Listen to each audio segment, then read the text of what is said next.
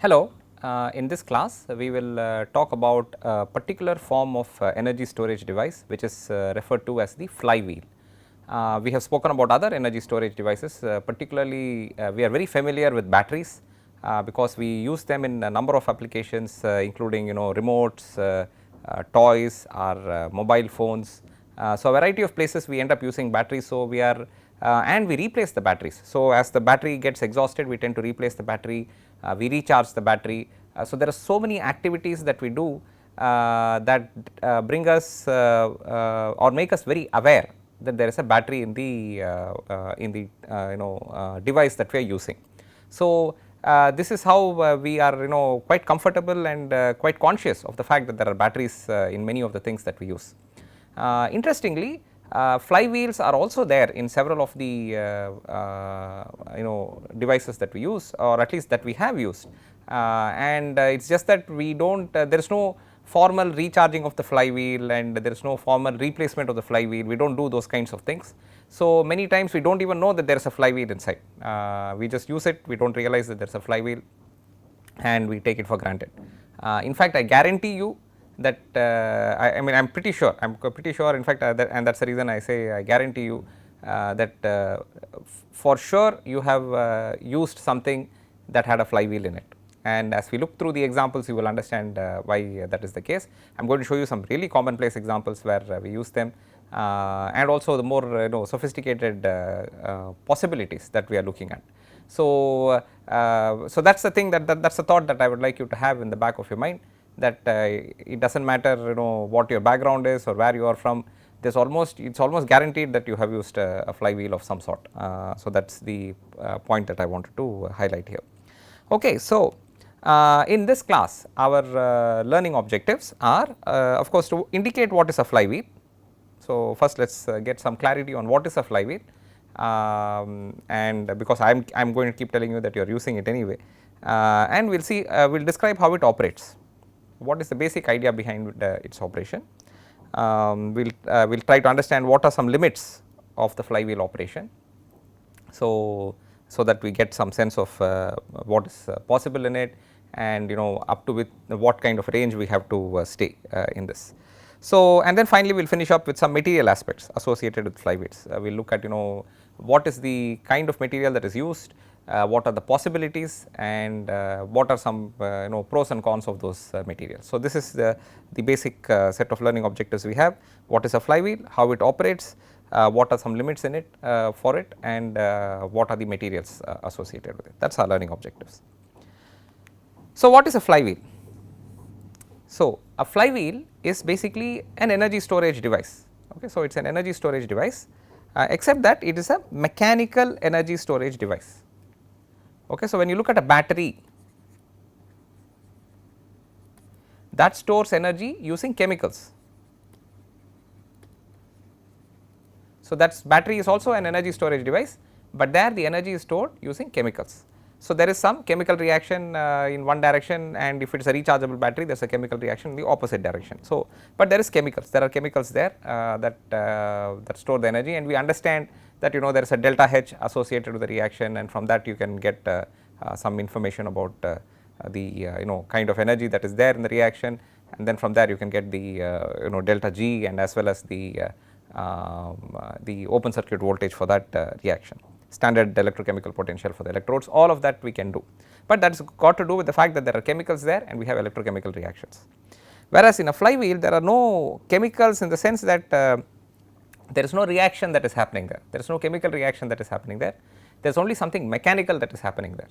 So, there is energy in something that we are already doing, and this mechanical event picks up that energy and holds it, and then when we want that energy back, it releases it back to us. Okay. So, therefore, it is sort of a mechanical event or a mechanism that pulls up the energy and then stores the energy, and therefore, it is a mechanical energy storage device. Okay. And the basic idea is that energy is stored by increasing the RPM. So, that is revolutions per minute.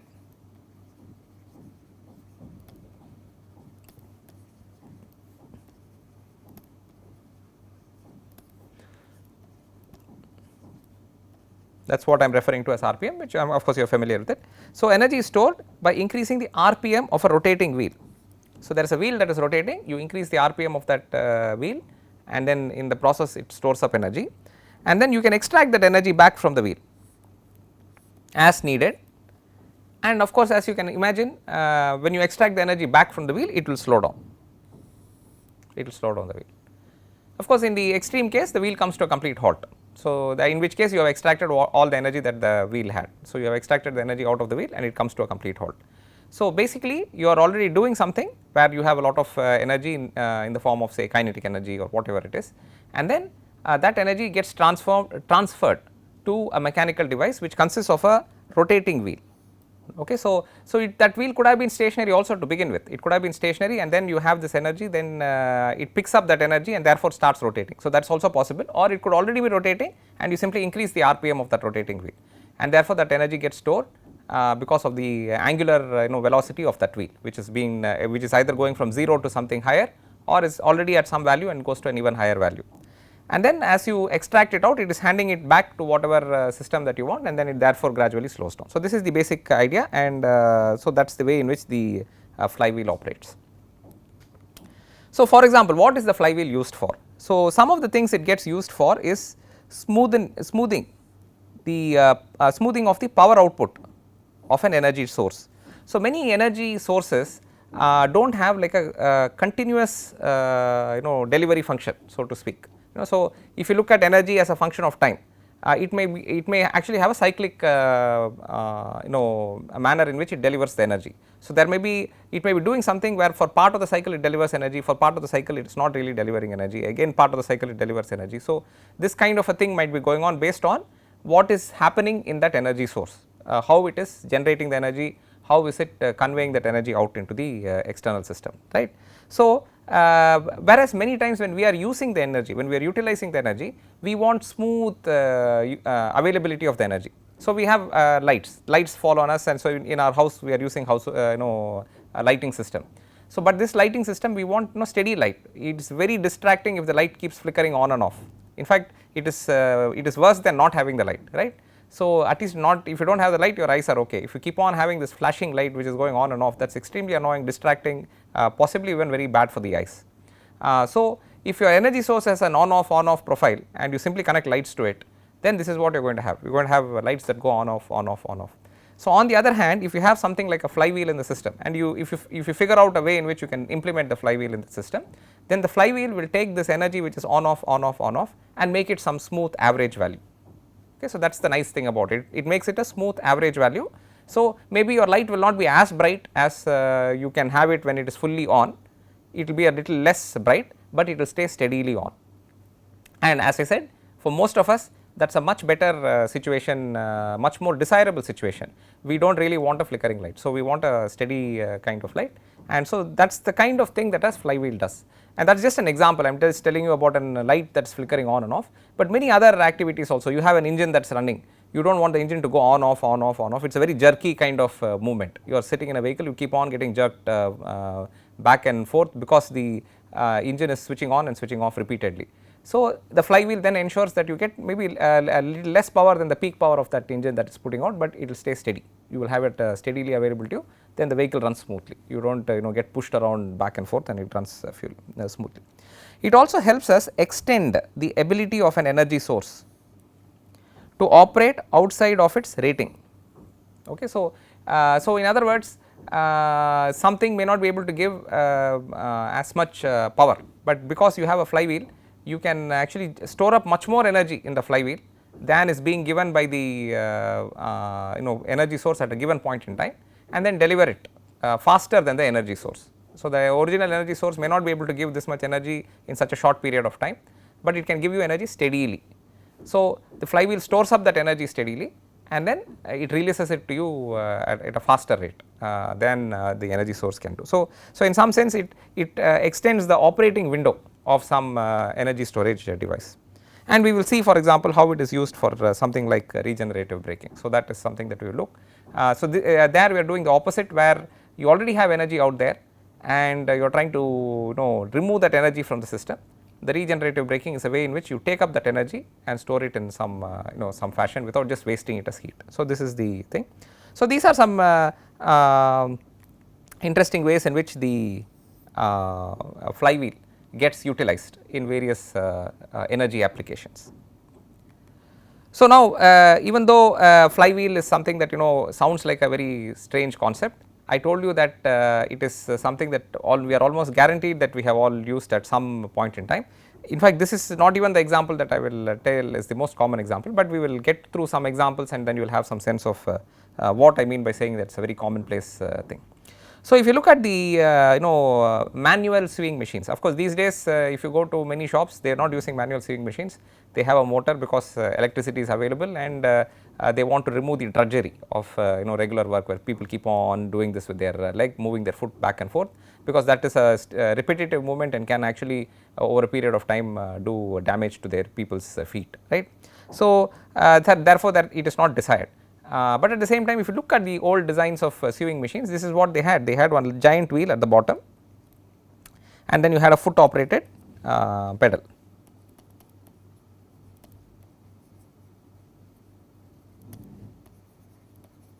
So, there is a foot operated pedal here.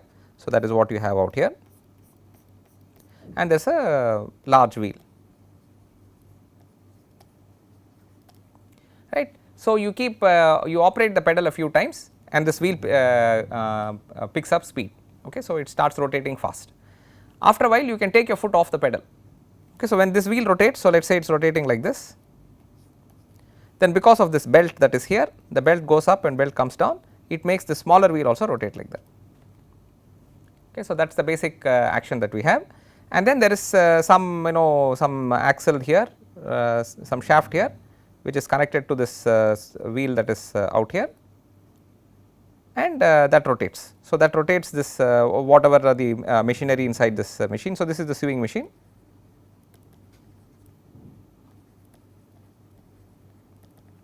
So, it operates something inside it and then you have some needle out here which gets your job done. So, some needle out there which goes back and forth and gets some job done. So, that is the way in which the sewing machine operates, right. So, now the point is that you keep pressing this pedal a few times and then this there is some mechanism which connects the pedal to the wheel and that gets the wheel to rotate.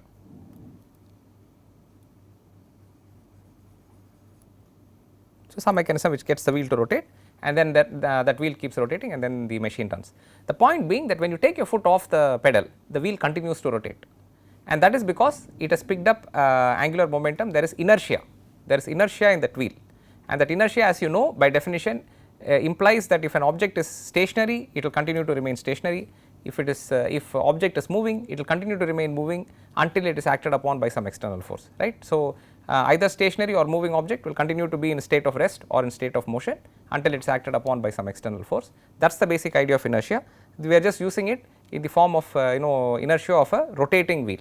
So, we have a wheel which has some mass associated with it, it has a moment of inertia associated with it, which is the equivalent of mass in a rotating object, and then as you rotate it, it continues to rotate. So, even if you stop take your foot off, you are no longer providing energy for it, it continues to rotate, it rotates the small wheel on top and you continue to be able to operate the sewing machine. So, this idea that you have this wheel that continues to rotate even after you have stopped providing it with energy, that is the idea that the basically the idea of or an implementation of this flywheel. So, that is the basic idea, right. So, this is an example that many of you I am sure have seen, but like I said, it is not just about what you have seen, it is also about what you have used. So, there are some versions of these flywheels which you have for sure used and we are going to see that, and that comes from your toy, okay. So, almost all of us have used toys where you basically have no battery in that toy. You can have various versions of it. You have one where you just basically push it and then it just has because you pushed it, it continues to run freely. There is no motor in it, there is no mechanism in it, it just rolls, it rolls till friction stops it, right. So, that is one version of it. There is another version of the toy where you actually have to push it, I mean push it against the ground a few times and the wheel picks up some speed, then you release it on the ground, it will continue to run, okay. So, then there is something inside which seems to have picked up the energy. So, initially you have to push it hard on the ground, you have to push it a few times hard, then you will find even if you take it off, the wheels are rotating, and it is you can feel that even if you put your hand to stop the wheel, there is resistance, the wheel continues to push your hand and continue to work. So, that means it has got something more than the free wheels that are rotating in the front, right. There will be two wheels in the front which are freely rotating. So, let me say these are freely rotating wheels.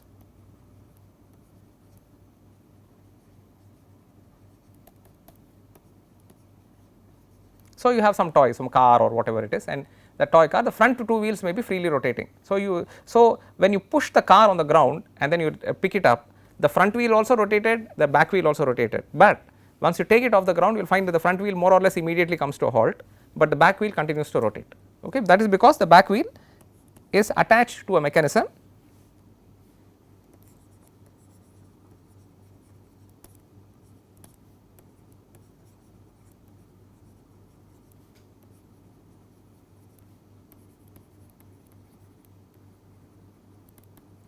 So, the back wheel, the rear wheel of this vehicle is attached to a mechanism that is based on a flywheel. Okay. So, it is based on a flywheel. So, that flywheel is what you see here, you see that flywheel sitting up here, and it is based on that mechanism. So, that flywheel picks up that energy and then continues to release that energy gradually, and that is why when you lift this vehicle off the ground, it does not stop, the rear two wheels do not stop, they continue to run, and they run for quite some period of time. It really depends on how much energy, how effectively you pushed energy into that vehicle, how quickly you moved the vehicle a few times, and then you take it off the ground, you can see it. And then even several seconds later you put it on the ground, it will continue to run, it will run for quite some distance before it halts. So, this is a toy most of us, or this implementation of the toy, you may have bought different kinds of toys, whether it is a car or a bus or whatever it is, you may have physical shape of the rest of the toy is just cosmetic. It is all just something that makes us feel happy when you buy the toy. Internally the mechanism is exactly the same across several toys. So, you will have if you open up the toy, you will find a mechanism that looks something like this. Inside that you will have some box which seems to contain the mechanism.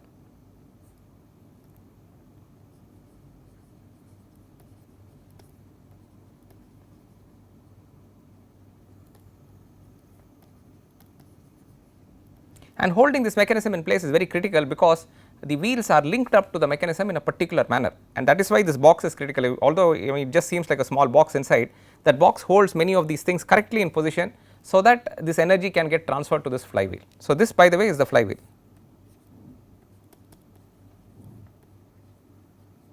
and these are some gears.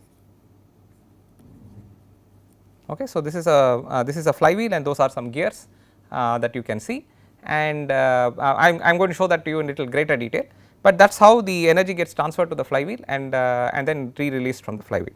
So, I just make it a little bit more transparent so you can see what we are dealing with here. You just see an opaque box here which is holding the mechanism. I will start making it a little transparent so you can see how the mechanism is. So, you can see inside these two wheels are there. I showed you that this is a gear, that was only gear that was visible at that point. Now, you see more gears here, you see one more gear here, and you see some more gears here, right. So, a lot of such gears you begin to see, and then if I make it more transparent, you see one more gear here.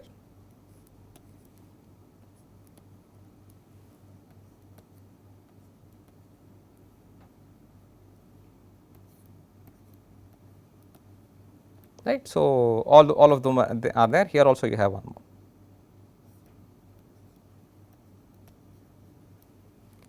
Okay. So, now I will just remove all the wheels and we will just have the gears up there so that you can see what is happening. So, but basically the point being, when you push this vehicle on the ground, so this means this wheel rotates this way because this is the forward direction, you are trying to push this vehicle forward, and then the wheel rotates backward. So, when it rotates, this gear, let me say this is gear 1, gear 1 also rotates in the same direction, that forces gear 2 which is out here, gear 2 to rotate in this direction.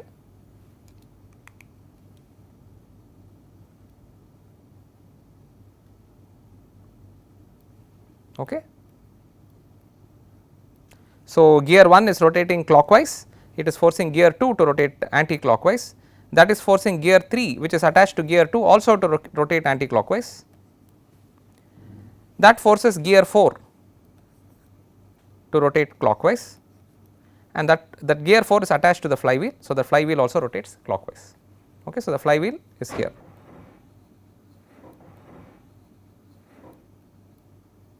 So, that is the flywheel. So, the flywheel is also forced to rotate clockwise, but you will notice here that this gear 1 is larger than gear 2. So, therefore, it forces the gear 2 to rotate very quickly relative to whatever RPM is there for gear 1, gear 2 will have a much higher RPM. The gear 3 is attached directly to gear 2, therefore, gear 3 will have the same RPM as gear 2, and then gear 3 is attached to a smaller gear out here which is gear 4, and so the gear 4 will actually operate at higher RPM than gear 3, and that higher RPM is now available to the flywheel. So, that is how the as you rotate the as you move the toy progressively you are increasing the RPM, and therefore, the flywheel is actually rotating at very high RPM. So, I will remove all the rest of it so that you just see the gears here. So, that is the exact thing that you see here. Like I said, this rotates this way, that rotates the other way, that rotates that way, and when that happens this rotates this way, the flywheel rotates this way, and you can see progressively it is getting faster and faster and faster. So, the flywheel rotates very fast.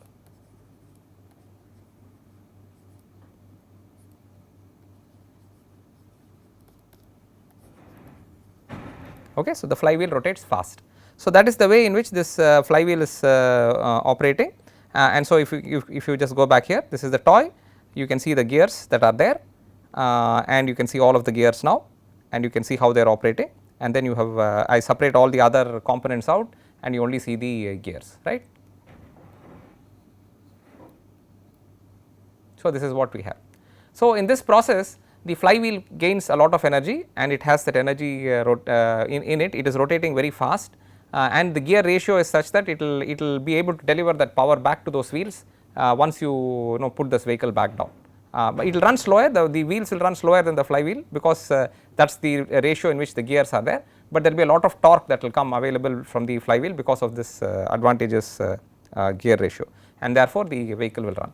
So, that is how these toys run, and that is why I said I guarantee you that you have used a flywheel, and most likely you have used a flywheel, and this is the flywheel that you have used. You can see even if you have some children in the house and they have a toy that is broken, you open it, you will see a mechanism that looks exactly like this. So, this is the flywheel. So, we have all used a flywheel. Another example, so that is a simple example. So, these were two household examples that I showed you. Many houses do have sewing machines, or you can certainly see it in shops at different places. Toys we all have seen or used. We also have the same kind of thing in a reciprocating engine. So, in a reciprocating engine, you have a cylinder in which you have this fuel air mixture that comes, and then it explodes, it is lit up and it expands. So, when that happens, it moves this piston down, okay. And so, there is an energy stored, there is a power stroke, this is a power stroke, this is where the power is delivered from the engine, the energy is being pushed out of the engine. So, that makes this wheel rotate, okay, because it is linked here. So, that forces this wheel to rotate. Now, the piston has to go back up so that it will get ready for the next stroke, right.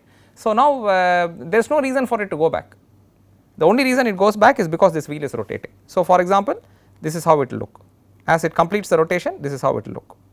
So, the reciprocating engine, as it completes the rotation during the after the energy that has been stored during the power stroke is used for the next intake stroke. So, this next intake stroke that you see here happens only because of the power that it got that this wheel picked up during the power stroke. So, during the power stroke it is rotating and it pushes back the wheel, it pushes back this piston, and that is how the because this is rotating, and then it will continue to do that, it will come back to this side, the next power stroke will push it down, and that will continue. So, even in a reciprocating engine which is based on some internal combustion that is happening, this kind of a mechanism ensures smooth delivery of power. I was telling you that we need to have that power delivered smoothly, because here also you see the power stroke is where the power is coming, the intake stroke there is no power that is coming, right. So, but this ensures that since the wheel is rotating, it is generating this movement that looks relatively smooth on the outside. So, that is the reciprocating engine. Another example is regenerative braking. So, in a regenerative braking situation, normally in a brake, in a vehicle's brake, you press the brake of the vehicle, all that you have is that you have the brake pads which press against the some rotating disc that is there, and then there is friction.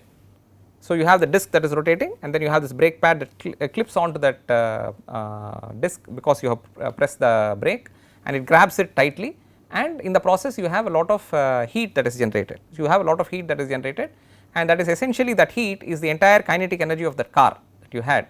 That kinetic energy of the car is lost as heat in the when you do the braking. Now, you can think of other implementations. So, I am just showing you one implementation where instead of just wasting it all as heat, you have a situation where let us say this is the brake pad, this is the brake pedal, and you are inside the car, you have this brake pedal at your disposal, and you press the brake pedal, right. So, now this wheel is rotating. So, the vehicle is moving forward, the wheel is rotating and it continues to rotate. So, you have another wheel here which is not in contact with that wheel, which is not in contact with your rotating wheel. So, right now there is a gap here. So, there is a gap that you can see here. So, there is a gap there. So, nothing it is not in contact, but the moment you press the brake, right, the moment you press the brake. So, you are here, you press the brake. So, when you press the brake, the wheel comes, the two wheels come in contact, two wheels are in contact.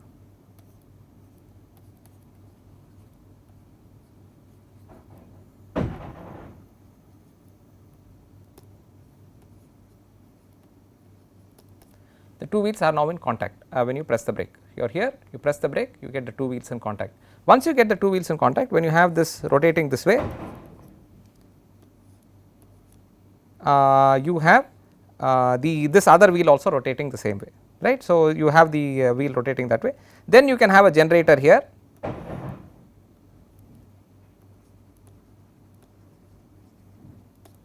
and from that generator we have electricity going to a battery.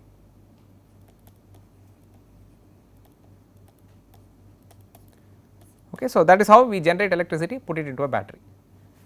Okay, so, and this when these two wheels come in contact, there is going to be strong resistance from this wheel that is pressing against this this smaller wheel. When it presses against this larger wheel, it is going to resist the movement of the larger wheel. So, it is going to press against the larger wheel and resist the movement of the larger wheel. And so, when that happens, you are braking the you are providing the braking energy. So, you are providing the braking energy and it slows down the working of this wheel, and therefore, the vehicle slows down. So, whereas previously all that energy was just being wasted as heat and being unnecessarily released to the atmosphere, this time when you press the brake, you are actually charging you are running a generator, creating electricity and charging a battery. So, this idea is called regenerative braking, and I will also point out that regenerative braking because it is set up in this manner, it is often not ideally suited for sudden braking. Okay, so, sudden braking where you want abruptly you want the vehicle to halt, this may not provide you enough resistance to the movement of the vehicle, to the movement of the wheel, to completely stop the wheel abruptly. So, usually regenerative braking is an additional braking in over and above the normal standard kind of brake that we have, where you have a pad holding onto a brake pad which presses onto a disc. So, so that is always there. So, you always have a regular brake which is available in the vehicle, and you have also this regenerative braking if you decide to implement it, and particularly you will implement it if you have an electric vehicle, because you will already have all the electrical infrastructure associated with the vehicle, which includes a battery and so on. And so, when you press the brake, automatically some energy goes from the vehicle, instead of all of it going into heat, it will go into the battery. And particularly in slow city kind of driving, where you are gradually accelerating, gradually decelerating, lot of things are going on, this is a very useful way in which you can recover a lot of energy. Of course, at the moment you hit the brake hard, there will be some control system which will ensure that your regular brake also comes on immediately and then stops the vehicle. So, this is the way you would do it, and this is a implementation I am showing you where we are using a generator to generate the current and put it into a battery. If you are trying to use flywheels in this case, we can think of a more or less similar implementation, except that it would pick up the it would give this energy into a flywheel, as opposed to this implementation where this energy is now being given into a battery. So, you can instead of giving it to a battery, you can actually give it into a flywheel, and so that is another possible implementation of this system. So, for example, you would have a situation which looks where if the brake is pressed like this, in addition to this this wheel which is touching the rotating wheel, which is the one on the ground, you can have a mechanism attached to it where you have this flywheel, the same thing that we just saw in the toy. So, you press it, and so it is already there attached to it. I am just showing you as a separate thing for you to understand the how they are related to each other. So, you press the brake down, and then when the brake is pressed down, the flywheel mechanism that is attached to this wheel. So, it is already attached to this wheel, which is just not shown in this figure, which and it will be attached in this manner. So, that will ensure that this gear rotates, that will ensure that that gear rotates, and that will ensure this rotates, the flywheel rotates. Okay. So, in this manner you again convey energy back from the rotating wheel which was on the ground, which has the kinetic energy of the vehicle into the energy that is stored in a flywheel. So, that is the manner in which we share this gather back this energy, right. So, this is how you do regenerative braking using a flywheel, and electric vehicles do implement this. So, now what is this flywheel? So, we will now look at this wheel alone, this wheel that is out here, which is the flywheel, that alone we will look at in little greater detail to understand what exactly is it doing. So, usually what it is that it is a wheel where there is where you are storing energy in the rotating as the wheel rotates. So, if you look at the energy stored in a wheel, it is given by this formula E equals half I omega square. Okay. So, E equals half I omega square, where I is the moment of inertia. Okay.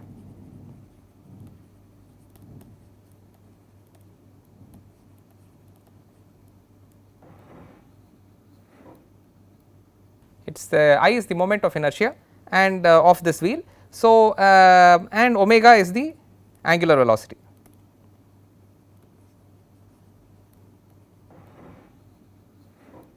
So, omega is the angular velocity and I is the moment of inertia, and so when you rotate it, this is how the energy is stored in it. So, you can see here the energy increases only linearly with mass. The mass will show up in this moment of inertia. So, it will show up in I, the mass shows up there. It only so you can see I is here in a linear format, but omega is here in quadratic, right. So, it goes with the square of the angular velocity. So, therefore, if you double the mass of the of this wheel, you are only doubling the and use the same RPM etc., you are only doubling the amount of energy that is stored in the wheel. On the other hand, if you double the angular velocity of the wheel, you are everything else being the same, you are putting 4 times as much energy into the wheel. So, you are able to store much more energy into the wheel by simply increasing the RPM of the wheel. So, therefore, many implementations of the flywheels focus on this idea that they should try to maximize the amount of omega that or the angular velocity of the wheel. So, that is the implementation that they aim for. That has some restrictions associated with it, that there has some limitations associated with it. So, that we will see in just a moment. But so for example, if you look at the I is has the moment of inertia for a solid cylinder has this form. It is half mr square, where m is the mass of the wheel, the r is the radius of the wheel.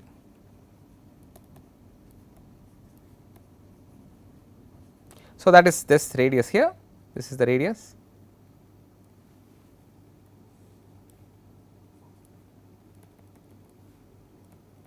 So, that is your radius r, and this wheel has a mass m. Okay. So, you must also remember that if you look at some information you have had in your say mechanics course or so on, the moment of inertia of these kinds of objects or of any object, it really depends on the geometry of the object, depends on how the mass has been distributed on the object etc. So, for example, this is for a solid cylinder, this formula is not going to be the same if you actually have just a wheel where all the mass is on the rim.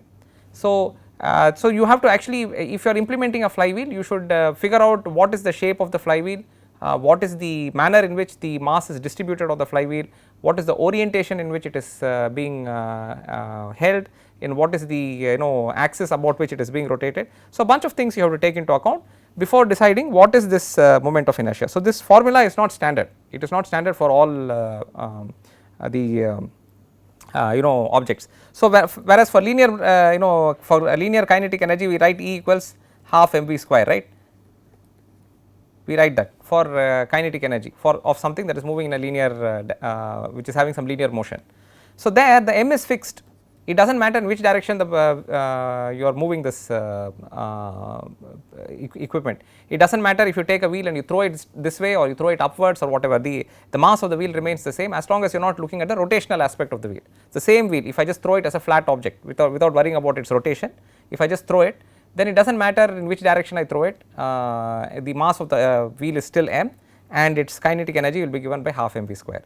On the other hand, if I am not really throwing the wheel but I am rotating the wheel, then it depends on how I rotate the wheel. I could rotate it about its axis, so I can have a wheel, I can rotate it about this axis, I can also rotate it about this axis, right. I can rotate it about a vertical axis which is the axis that I have put as a dotted line here, or I can rotate it about a horizontal axis which is perpendicular to the wheel that we have drawn here, right.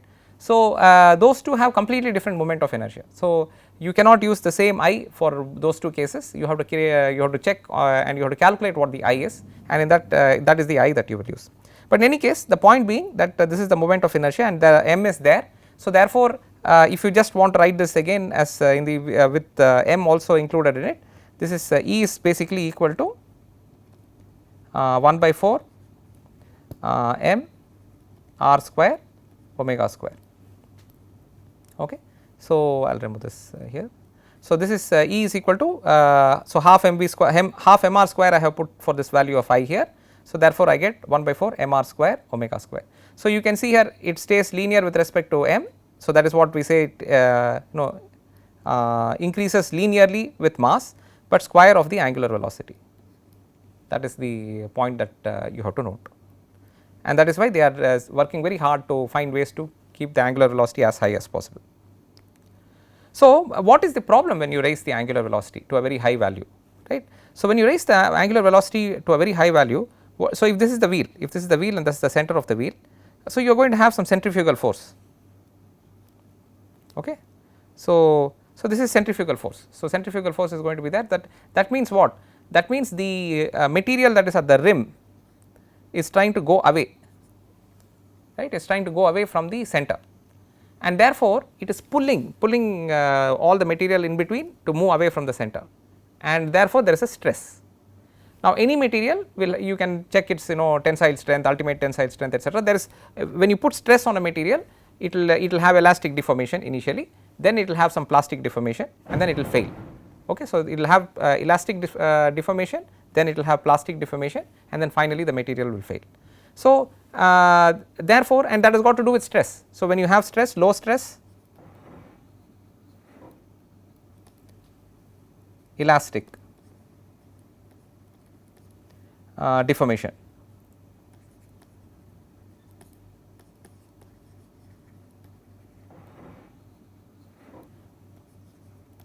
High stress, plastic deformation,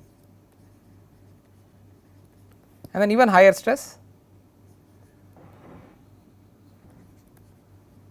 failure. Failure means the material just breaks, okay, it just splits up into pieces. So, this is just I mean descriptively I have indicated this. Actual values will vary, and if it is a brittle material, for example, you may not see much of plastic deformation, it will go elastic and you will barely see any plastic deformation, it will fail. So, that variation is there from material to material. So, generally, but this is generally the manner in which the material is going to behave once it is stressed. So, you have centrifugal force, you also have a stress which the force leads to a stress based on you put you calculate the force per unit area, that is the stress. You also have stress because the circumference is now trying to move apart, right. The circumference is all having centrifugal force heading outwards, which basically means all these so if I take any 2 points here, if I take a point here and a point here, this point is trying to move this way, that point is trying to move that way, because it is trying to expand, and that is basically what I am showing you here, that is that is the arrow that I am showing you here. So, it is pushing the material apart, that is called hoop stress. So, that is the stress at the rim which is trying to push the rim open, trying to expand the rim. So, you have a circle, because the circle is rotating very fast, it is trying to expand, the whole circle is trying to expand. So, that is also a stress that is there, and that is usually trying to take all the particles that are in that wheel and separate them out to further distances. So, usually this tensile stress at the rim of the cylinder of this flywheel, at this rim, at the rim of the cylinder is the highest stress that is there in that system, as it is rotating at high speeds, and it can make it creates a situation where it can exceed the ultimate tensile strength of that material, of that rotor material, and then the rotor material will simply shatter. So, that is a safety issue. Okay. So, the rotor material can shatter. So, in other words, if you take a flywheel and you put it at very high RPM, it can basically disintegrate as it is operating. Okay. And in that sense, in a fundamental sense, it is the same kind of safety issue that you have with any energy storage device, because that much energy is in there. In all energy storage devices, it is very critical that you store the energy in a safe manner and extract the energy in a safe manner. Okay. In a controlled manner, the energy should get stored in a controlled manner, the energy should be released in a controlled manner. You can create situations, or you can end up in situations where either during the energy storage process or during the energy retrieval process, the process is not in a controlled manner, it can go in an uncontrolled manner. When it goes in an uncontrolled manner, basically you are having a an accident, so to speak, with respect to that device. So, that is what we are talking about when we say a battery has exploded. A battery explosion is basically a situation where the energy from the battery got released in an uncontrolled manner, not in the manner that we want the battery to release the energy, but in an uncontrolled manner. Same thing in a flywheel. If you take a flywheel and you get it to operate at conditions which are beyond its capability, the flywheel will completely come apart, it will just disintegrate into pieces and come apart, and that is actually very dangerous. So, in fact, in all the vehicles where they install flywheels for various applications, so certainly like I said for let us say electric cars where they are trying to put flywheels to do regenerative braking, you have to have a casing around the flywheel which is in a position to handle a breakdown of the flywheel. So, if the flywheel at high RPM just shatters and comes apart in pieces, those pieces should stay within that casing. They should not just come out and injure somebody or hurt something or cause other damage. So, it is very critical that when a flywheel is made, that it is made in such a way that it is well guarded with against this possibility that it might shatter, and therefore, it keeps the energy in a contained manner. And also I will point out that with respect to the flywheels, the bearing is very important. You have to have very good bearings, because you do not want friction, you want it to run very smoothly, and you want it very well aligned, you do not want it wobbling when it is picking up this high RPM, because all those things can be dangerous. So, making the flywheel, making good bearings, friction as frictionless as possible. You are never going to have zero friction, but you are going to have as smooth well lubricated bearings as possible, which hold the flywheel in proper alignment. Those are all very critical things in successfully implementing a flywheel for some application. So, that is something that we have to really carefully look at, because we want it to store a lot of energy, and we want it to store this energy in a safe manner. We do not want it to store it in a manner where it will just shatter as it is being operated. Okay. So, this is the point that you have to keep in mind. So, if you look at the scheme of where the flywheels fit into the energy storage realm of energy storage devices, you can see here we discussed when we spoke about supercapacitors, and I have built on that same image here. So, capacitors will give you high specific power, but low specific energy, and the opposite end of the spectrum is battery, which gives you high specific energy, but low specific power. The supercapacitors and flywheels come in the middle. And in this context, the flywheels give you a little bit better specific energy, because it is there in it is rotating, it is able to hold up that energy for a little longer and so on. So, it gives you a little better specific energy relatively, but it is roughly in the same realm of existence as a supercapacitor. So, a flywheel, just the way a supercapacitor behaves, a flywheel is also something that bridges the gap between a regular capacitor and a battery. So, So these two device energy storage devices that way give a lot of flexibility when you put together a set of equipment that have to come together to run an electric vehicle. So you have an application, as I said, the application will have a power demand profile that has a very specific shape or even a shape that is unpredictable, and the power supply infrastructure which consists of a battery, a flywheel, a supercapacitor, a capacitor, some combination of that which will be which you have to design. You have to think of what is the right kind of combination, what should be the sizing of the flywheel, what should be the sizing of the battery, what should be the sizing of the supercapacitor, what should be the sizing of the capacitor. That is a decision that you as a designer of an electric vehicle would have to take into would have to make. And then once you make that decision, and I will also point out that there is no single answer for this. It is not like there is if one person makes an electric vehicle and another person makes an electric vehicle, both of them, even if they did all their calculations, both of them are not going to come to exactly the same answer. The reason being, each of us will have a different idea of what our vehicle should do. So in fact, even today if you look at even if you are looking at non-electric vehicles, if you are just looking at regular passenger vehicles based on petrol, running on petrol or diesel, already the modern day vehicles have different setting. They have a eco setting, they have a sports setting, and different settings are there. So what is the difference? That setting simply changes the manner in which the power is extracted from the engine, the conditions under which the engine is operating, the fuel air ratio that is going into the engine. So you can optimize the engine to do different things. You can similarly you can optimize the electric vehicle to do different things. You can put an electric vehicle for racing, you can put an electric vehicle in an F1 circuit, F1 racing circuit. So there your optimization is for power and torque, those are the things that you are optimizing for.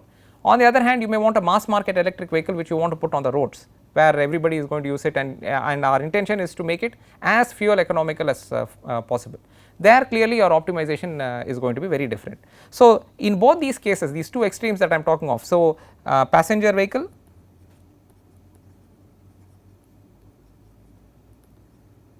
and an F1 race car.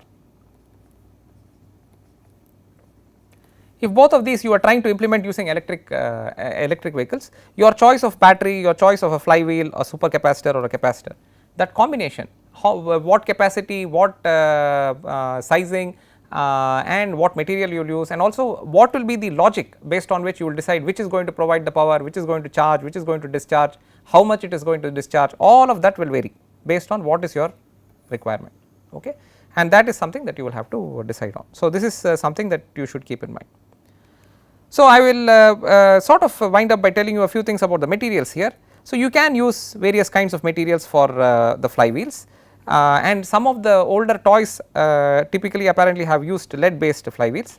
So you can see that its kilojoules per kilogram is kind of low, it is only 1 kilojoules per kilogram, whereas cast iron can go up an order of magnitude to about 25 kilojoules per kilogram, and carbon fiber reinforced polymers can go up to 150 kilojoules per kilogram. So clearly carbon fiber reinforced polymers can hold much more energy per kilogram relative to say cast iron or lead based flywheels. But the only issue is that the carbon fiber reinforced polymer is a very low density material. So normally this also means the size of the wheel is large, the size of the wheel is large. So if you have volume constraints, so